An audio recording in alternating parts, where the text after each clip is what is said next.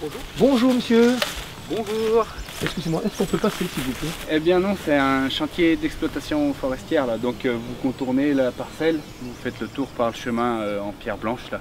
D'accord, Voilà. entendu. Okay.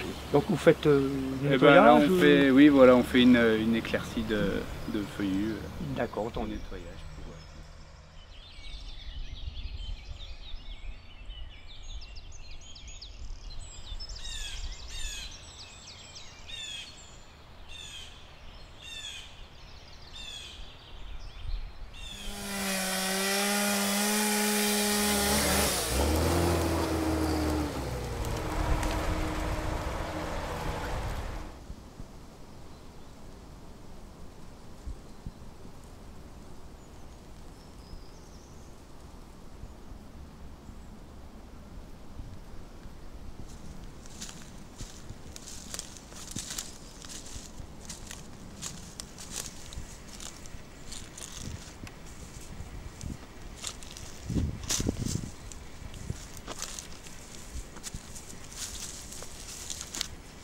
C'est pour ça que déjà il faut bien nettoyer autour, pelle.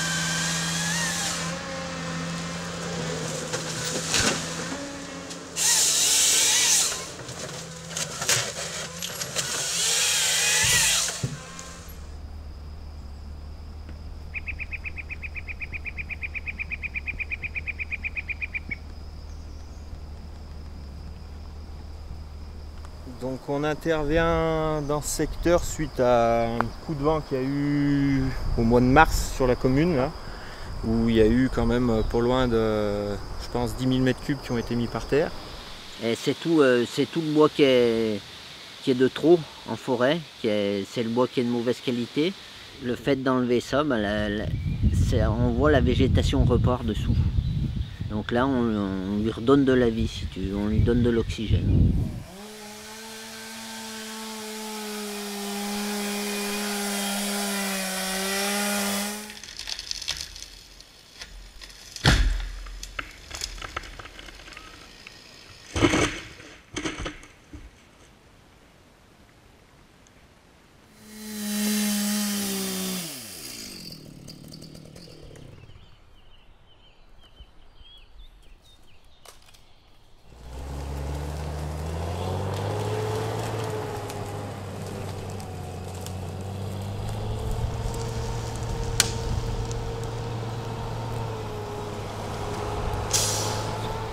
On prend ce qu'il y a de trop dans la forêt pour s'en servir soit en bois de chauffage, soit en bois d'industrie, soit en bois d'œuvre. Donc là c'est tout mécanisé, donc tu n'as pas l'intervention du bûcheron.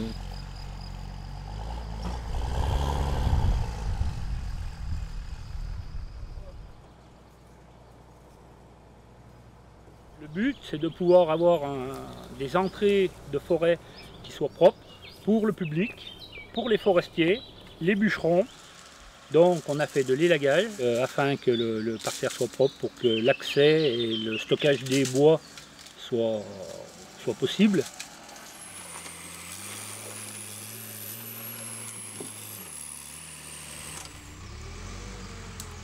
Donc ce qu'on a fait, on est allé remettre une ou deux ornières en état, en les rebouchant, en remettant des matériaux à l'intérieur pour approprier le passage.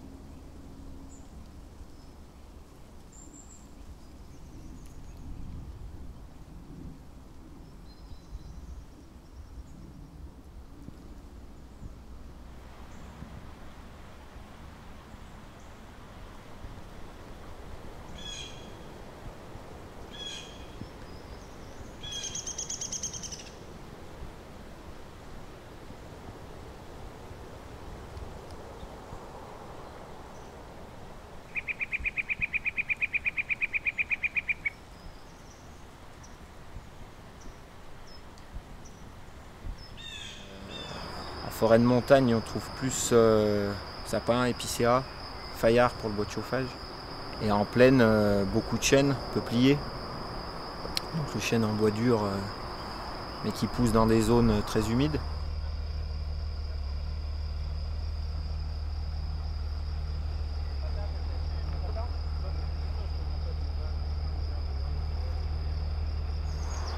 On est beaucoup dépendant de la météo, donc il faut travailler intelligemment pour éviter de refaire des remises en état par la suite ou des choses comme ça.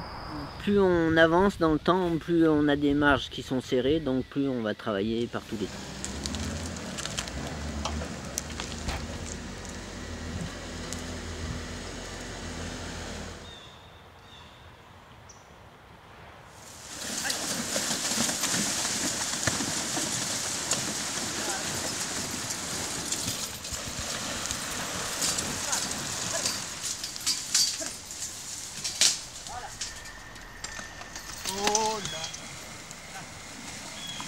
On a un métier qui est en voie de disparition.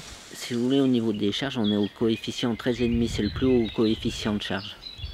Il y a moins de jeunes qui veulent le faire, ça se comprend, parce que c'est un métier qui est difficile et puis qui est mal rémunéré. Et puis un jeune qui commence dans la vie, il ne peut pas s'installer directement, le matériel est tellement cher qu'il faut avoir déjà de l'expérience. Pour avoir de l'expérience, il faut avoir pratiqué. Pour pratiquer, il faudrait être salarié à un moment. Il faut se mettre dans le bain, il ne faut pas regarder les heures, il faut travailler par tous les temps.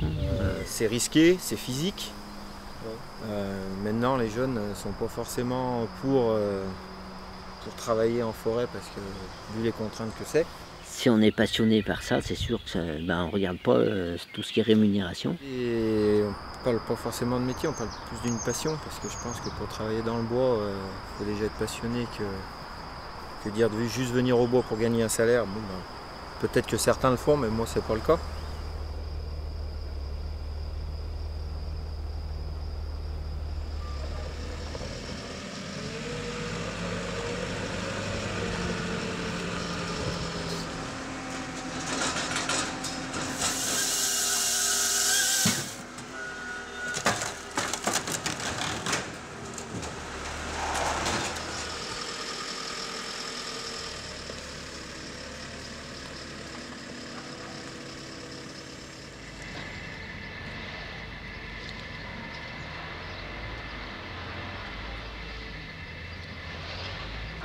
C'est le maillon mal connu de la filière, mais indispensable, un peu comme les ETF, quoi.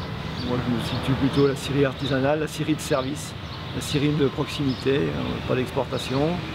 On a une clientèle locale, essence de bois principalement résineuse, à 95%, essentiellement sapin épicéa du Haut-Jura. La grume, quand elle rentre en scierie, elle est utilisée de l'écorce jusqu'en produits de charpente, en produits d'emballage, de palettes, etc. Donc on n'a pas de déchets. On a la chance d'avoir un département qui aide la filière bois, grâce au livre blanc qui a été mis en place depuis plusieurs années.